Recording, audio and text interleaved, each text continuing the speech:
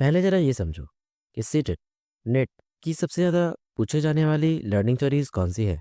चाहे आप बात करो जीन पियाजे की कॉग्निटिव डेवलपमेंट थ्योरी के बारे में, या फिर जेरम ब्रेनर के बारे में, या लेव वेगोट्स्की के बारे में, या फिर अल्बर्ट बंडूरा की सोशल लर्निंग थ्योरी के बारे में।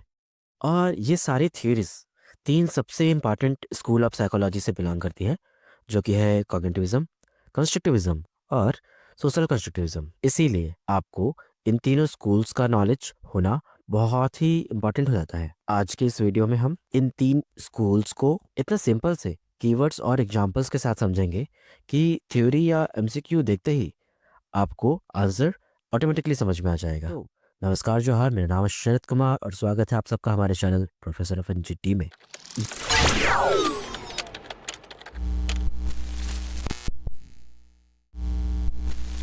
ये video school of psychology series का फोर्थ पार्ट है। अगर आपको स्कूल ऑफ साइकोलॉजी या फिर लर्निंग अप्रोचेस का मतलब जानना है तो इस सीरीज का पहला वीडियो जरूर देखें, लिंक डिस्क्रिप्शन में है। सबसे पहले हम बात करेंगे कॉग्निटिविज्म यानी संज्ञानात्मकवाद के बारे में। कॉग्निटिविज्म शब्द का रूट वर्ड लैटिन वर्ड के कॉग्नोसिवर से हुआ है, जिसका अर्थ टू नो, टू रिकॉग्नाइज या फिर टू कॉन्सेप्चुअलाइज होता है।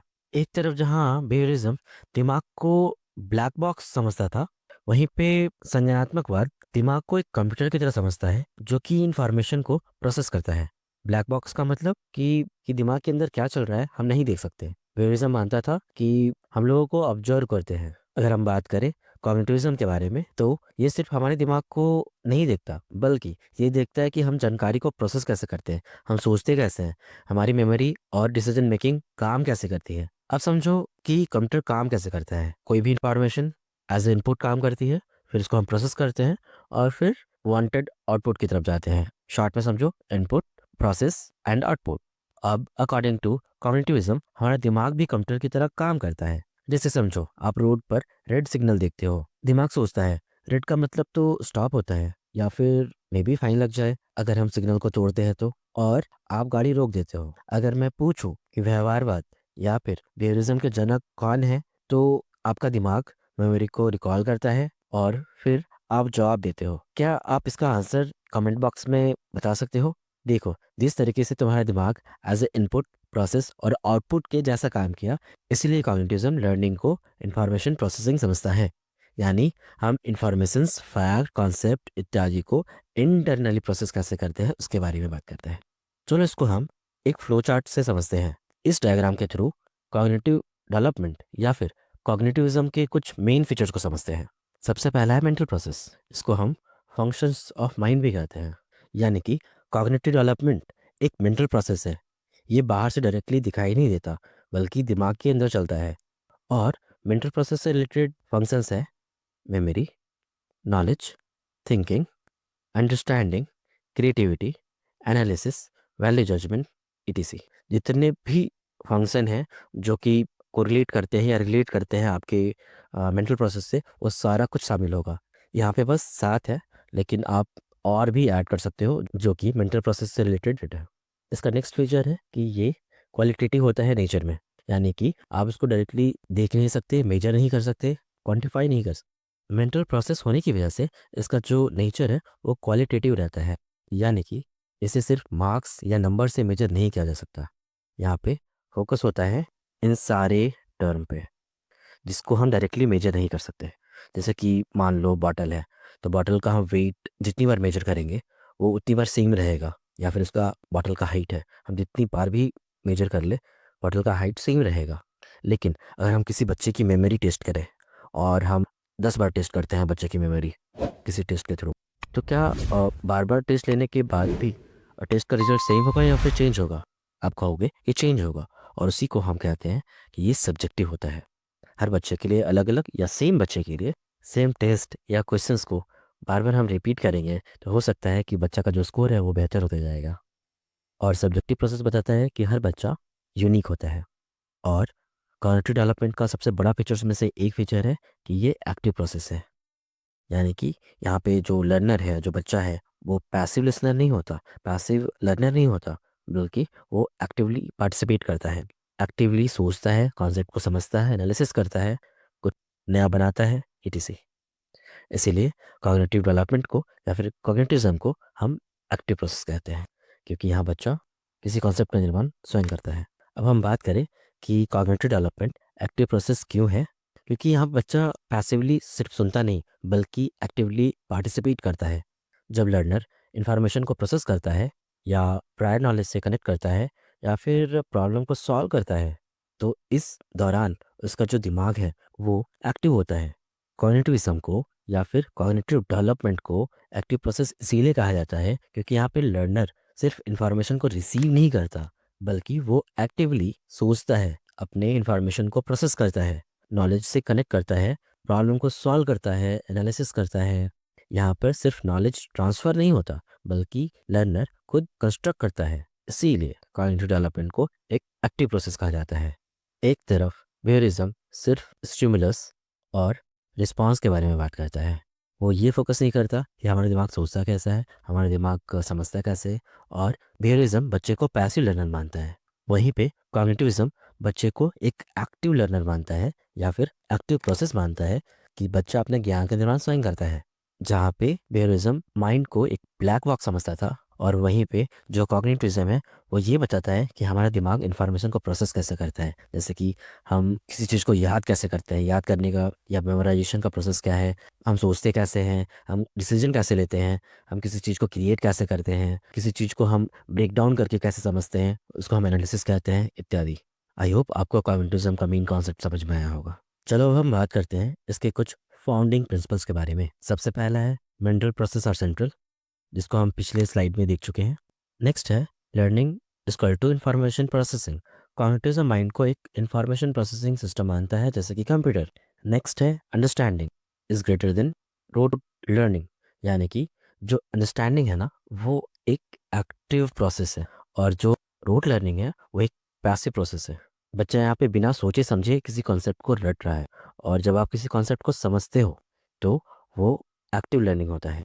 इसीलिए कहा गया है कि लर्नर इज एक्टिव।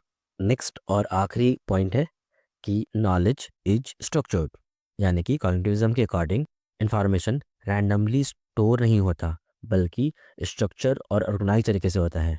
इसको जीन पियाजे स्कीमा का कॉन्सेप्ट देते हैं। अब इस स्कूल ऑफ साइकोलॉजी के कुछ की कंट्रीब्यूटर्स हैं जैसे कि जेरम ब्रूनर, अल्रिक निशर। अल्रिक निशर को फादर ऑफ कॉग्निटिव साइकोलॉजी कहा जाता है, और ये जो जनाब दिख रहे हैं इनका जो नाम है वो जीन पियाजे है, इनको फादर ऑफ चाइल्ड साइकोलॉजी कहा जाता है। इस स्कूल ऑफ साइकोलॉजी से रिलेटेड कोई क्वेश्चन होगा तो काइंडली आप कमेंट बॉक्स में पूछ सकते हो। अब हम बात करेंगे दूसरे स्कूल ऑफ साइकोलॉजी के बारे में जो कि है कंस्ट्रक्टिविज्म। इसको हिंदी में रचनावाद कहते हैं। एक तरफ जहाँ व्यवहारवाद बच्चों को टैबुला रासा यानी कि क्लीन स्लेट मानता है, वहीं पे कंस्ट्रक्टिविज्म बच्चों को एक्टिव लर्नर मानता है जो अपने ज्ञान का निर्माण अपने अनुभवों के आधार पर करते हैं। पुराना तरीका था टीचर ज्ञान देता है, बच्चा सुनता है और रट लेता है, लेकिन रचनावाद कहता है कि बच्चा एक्टिवली अपना ज्ञान समझ खुद बनाता है। टीचर का काम यहाँ पे गाइड करना या फिर सुविधा देना होता है। देखो, कंस्ट्रक्टिविज्म मॉडर्न एजुकेशन की नींव है, चाहे NCF 2005 हो या फिर NAP 2020, दोनों कंस्ट्रक्टिविज्म के कॉन्सेप्ट को स्ट्रांगली फॉलो करते हैं। अब हम बात करेंगे इसके कुछ फाउंडिंग प्रिंसिपल्स के बारे में। सबसे पहला है कि जो नॉलेज है वो बच्चा खुद कंस्ट्रक्ट करता है, किसी के थ्रू ना तो ट्रांसमिट किया जाता है ना ही थोपा जाता है। यानी टीचर ज्ञान को बच्चे के दिमाग में डायरेक्ट नहीं डाल सकता, बच्चा खुद पुराने ज्ञान और नए अनुभव को जोड़कर कुछ नया ज्ञान या फिर कुछ नया चीज़ बनाता है। अगर बच्चा को कुछ सुनाया जाए तो बच्चा विद टाइम भूल जाएगा, लेकिन जब बच्चा किसी चीज़ का निर्माण स्वयं करेगा, किसी इन्फॉर्मेशन को खुद ढूंढेगा, तो उससे उसकी समझ और गहरी हो जाएगी।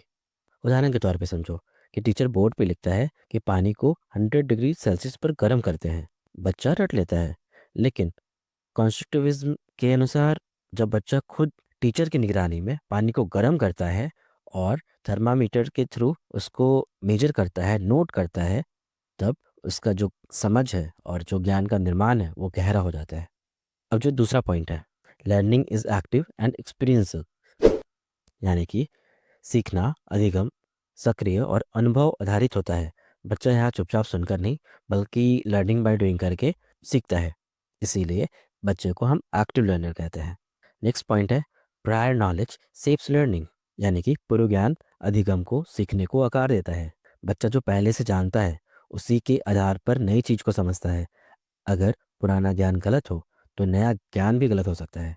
नेक्स्ट पॉइंट है सोशल इंट्रैक्शन सपोर्ट्स लर्निंग, यानी सामाजिक अंतःक्रिया सीखने में मदद करती है। बच्चा कभी अकेले नहीं सीखता। कंस्ट्रक्टिविज्म के अनुसार बच्चा अपने दोस्तों की मदद से, टीचर की मदद से, या फिर पेरेंट्स की सहायता से, या फिर समाज की सहायता से सीखता है। अगला पॉइंट है लर्निंग इज कॉन्टेक्सचुअल, यानी कि सीखना संदर्भित होता है। बच्चा अच्छे से तब सीखता है जब लर्निंग रियल लाइफ सिचुएशन से जुड़ी होती है। जब हम बुक को रियल लाइफ सिचुएशन के साथ जोड़ते हैं तब जो बच्चे की समझ है वो और गहरी हो जाती है। एग्जाम्पल के तौर पे समझो, जब बच्चे को हम फोटोसिंथेसिस समझाते हैं और उसी चीज़ को, उसी कॉन्सेप्ट को जब हम बच्चे को गार्डन में सिखाते हैं with examples, with direct learning, तो बच्चे की जो समझ है वो और गहरी हो जाती है। यानी सिर्फ बुक डिफिनेशन और फार्मूला से लर्निंग गहरी नहीं होती। जब कॉन्सेप्ट स्टूडेंट के इन्वायरमेंट, एक्सपीरियंस और डेली लाइफ से कनेक्ट होता है तब लर्निंग मीनिंगफुल और परमानेंट बन जाता है। लास्ट पॉइंट ये कहता है कि टीचर फैसिलिटेटर है, लेक्चरर नहीं। मतलब क्लास में सब कुछ बता देने वाला नहीं होता बल्कि गाइड करने वाला होता है, मदद करने वाला होता है। इससे ये हेल्प मिलता है कि बच्चे यहाँ पे खुद सोचते हैं। टीचर यहाँ पे सिर्फ टेम्परेरी हेल्प देता है। इसीलिए टीचर को यहाँ पे सुविधादाता कहा गया है। अब रचनावाद के कॉन्सेप्ट को इस फ्लोचार्ट के साथ समझते हैं। सबसे नीचे देखो, बच्चा के एज यहाँ पे 2 से 3 साल का होता है और बच्चा यहाँ पे अल्फ़ाबेट सीखता है, साउंड्स निकालता है, फोनीम सीखता है। नेक्स्ट स्टेज में देखो, यहाँ पे बच्चा जो है वो टूटा फूटा वर्ड्स बोलता है। अब नेक्स्ट स्टेज में देखो, यहाँ पे बच्चा अल्फ़ाबेट्स को जोड़ना शुरू कर देता है और इसको सिंपल वर्ड्स में पढ़ना और बोलना शुरू करता है, जैसे कैट, डॉग, बैट। मान लो कि बच्चा का एज 10 हो गया है। अब यहाँ पे वो वर्ड्स को जोड़कर एक सेंटेंस बना रहा है। अब देखो फाइनली बच्चा का जो एज है वो 14 हो जाता है। अब यहाँ पर बच्चा पैराग्राफ्स लिखता है, कॉम्प्रिहेंशंस करता है, ऐसे लिखता है, आंसर्स लिखता है, ओपिनियन देता है, इटीसी। और ये मोर कॉम्प्लेक्स हो गया, पहले ये सिंपल था। यहाँ पे प्रायर नॉलेज कैसे काम करती है? अगर बच्चा अल्फ़ाबेट नहीं जानता तो क्या वो वर्ड्स का फॉर्मेशन कर सकता था इस स्टेज पे? अगर बच्चा वर्ड्स नहीं जानता तो क्या वो सेंटेंसेस बना सकता था? अगर वो बच्चा सेंटेंसेस नहीं जानता तो क्या वो अपना ओपिनियन लिख सकता था या बोल सकता था? नहीं ना। अब देखो, इस स्टेज के लिए ये सारा वो प्रायर नॉलेज का काम कर रहा है। यही कॉन्सेप्ट, यही मानना है कंस्ट्रक्टिविज्म का कि लर्निंग स्पाइरल की तरह होती है, हर लेवल पिछले लेवल के ऊपर बिल्ड होता है। ये कॉन्सेप्ट दिया गया था जेरम ब्रेनर के द्वारा। इसको हम स्पाइरल करिकुलम कहते हैं। आई होप कंस्ट्रक्टिविज्म यानी कि रचनावाद का कॉन्सेप्ट क्लियर हो गया होगा। अब इसके कुछ कीवर्ड्स देख लो जो सीटेट या नेट के एग्जाम के लिए बहुत महत्वपूर्ण होता है, जैसे कि knowledge construction, active learning, prior knowledge, meaning making, social interaction के थ्रू सीखता है बच्चा, जोन ऑफ प्रॉक्सिमल डेवलपमेंट जी का कॉन्सेप्ट सीटेट के लिए बहुत इंपॉर्टेंट होता है। स्कैफोल्डिंग, इसको हम टेम्परेरी हेल्प भी कहते हैं। डिस्कवरी लर्निंग, एक्सपीरियंशियल लर्निंग, यानी कि अनुभव के आधार पे बच्चा यहाँ पे सीखता है। इसको हम लर्नर सेंटर्ड अप्रोच भी कहते हैं।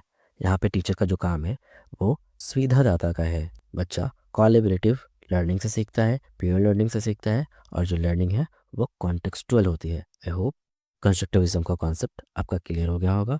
और इस स्कूल ऑफ साइकोलॉजी के जो की थिंकर्स हैं वो हैं जीन पियाजे, लेव वाइगॉट्स्की, जेरोम ब्रूनर और जॉन डेवी। अब कुछ मेरे जैसे डेढ़ साल स्टूडेंट बोलेंगे कि सर, कॉग्निटिविज्म में भी एक्टिव लर्निंग की या फिर एक्टिव लर्नर्स की बात की गई है और कंस्ट्रक्टिविज्म में भी एक्टिव लर्निंग या फिर एक्टिव लर्नर्स की बात की गई है, तो दोनों के बीच डिफरेंस क्या है? तो समझो, कॉग्निटिविज्म में एक्टिव लर्नर का मतलब होता है कि वो मेंटली एक्टिव होते हैं। यहाँ पे वो इंफॉर्मेशन को प्रोसेस करते हैं, ऑर्गेनाइज करते हैं और स्टोर करते हैं या फिर कनेक्ट करते हैं। यहाँ पे इंटरनल मेंटल प्रोसेस की बात की गई है। इसीलिए बच्चा को हम कहते हैं कि वो एक्टिव लर्नर है। और दूसरी ओर कंस्ट्रक्टिविज्म के बारे में एक्टिव लर्नर इसीलिए कहा गया है क्योंकि बच्चा यहाँ पे फिजिकली एक्टिव है या फिर सोशली एक्टिव है या फिर वो एक्सपेरिमेंट्स के थ्रू सीख रहा है ना, अनुभव के माध्यम से सीख रहा है। और बच्चा खुद का जो नॉलेज है वो खुद कंस्ट्रक्ट कर रहा है अपने प्रायर नॉलेज के हिसाब से। इसीलिए यहाँ पे बच्चा को हम एक्टिव लर्नर कह रहे हैं। एक्टिव लर्नर दोनों में है, लेकिन आई होप की डिफरेंसेस समझ में आया होगा। अब जब भी सीटेट में पूछेगा तो देखना कि जो क्वेश्चन है वो रेफर क्या कर रहा है, वो पूछ क्या रहा है, उसी के हिसाब से आप चूज़ करोगे। और दोनों के बीच कुछ और की डिफरेंसेस है वो देख लो। कॉग्निटिविज्म में सामाजिक पहलू को थोड़ा कम महत्व दिया गया है, और रही बात कंस्ट्रक्टिविज्म की, सारी थ्योरीज में, लेव एगॉट्स की, जॉन डेवी ईटीसी में, वहाँ पे सामाजिक पहलू को ज़्यादा महत्व दिया गया है। I hope cognitivism versus constructivism के बीच डिफरेंस समझ में आया होगा। अगर अभी भी आपके दिमाग में कोई क्वेश्चन हो तो प्लीज़ कमेंट बॉक्स में ज़रूर पूछो। अब हम बात करेंगे सोशल कंस्ट्रक्टिविज्म के बारे में। इसको हम कहते हैं सामाजिक रचनावाद। इसके जो जनक हैं वो हैं लेव एगॉट्स्की, और ये कंस्ट्रक्टिविज्म का ही एक्सटेंडेड वर्जन है। ये फुल्ली फोकस्ड है सोसाइटी पे। बच्चा अकेले बैठकर या फिर किताब पढ़ने से ज़्यादा सीखता है दोस्तों के साथ चर्चा करके या फिर ग्रुप में काम करके। इस स्कूल ऑफ साइकोलॉजी का कॉन्सेप्ट है कि सीखना अकेले नहीं बल्कि दूसरों के साथ मिलकर होता है। ज्ञान का निर्माण सामाजिक रूप से किया जाता है। इस स्कूल ऑफ साइकोलॉजी के अकॉर्डिंग सीखना एक सामाजिक प्रक्रिया है। इसमें संस्कृति, भाषा, परिवार, दोस्तों का और समाज का बहुत ही इंपॉर्टेंट रोल होता है। और इस स्कूल के कुछ की कॉन्सेप्ट हैं जो कि हैं सोशल इंट्रैक्शन, यानी कि जो बच्चा है वो सोशली इंट्रैक्ट करके सीखता है, चाहे वो टीचर्स के माध्यम से, चाहे वो अपने दोस्तों के माध्यम से। Zone of proximal development, ZPD का कॉन्सेप्ट बहुत इंपॉर्टेंट है सीटेट के एग्जाम के लिए, बहुत ही ज़्यादा रिपीटेटिव है। इसको हम स्पेशल थ्योरी में पढ़ा देंगे। और स्कैफोल्डिंग का आप याद कर सकते हो कि टेम्परेरी हेल्प। और इसके कुछ की कंट्रीब्यूटर हैं John Lave, Jerome Bruner, John Seely Brown, Albert Bandura, George Siemens. यहाँ पे एल्बर्ट बंडूरा और लेव एगॉट्स्की का कॉन्सेप्ट बहुत इंपॉर्टेंट रहता है। अगर आपको इस सीरीज का कंप्लीट पीडीएफ चाहिए तो कमेंट बॉक्स में पीडीएफ टाइप कर दो, मैं उसका लिंक भेज दूंगा। मुझे उम्मीद है इस वीडियो से आपको स्कूल ऑफ साइकोलॉजी को और बेहतर समझने में मदद मिला होगा। अगर कोई सवाल है या मुझसे कोई डिटेल्स मिस हो गया है या फिर आपके पास कोई नई जानकारी है इस टॉपिक से रिलेटेड, तो कमेंट बॉक्स में ज़रूर बताएं। मिलते हैं नेक्स्ट वीडियो में। तब तक पढ़ते रहिए, सीखते रहिए। पीस।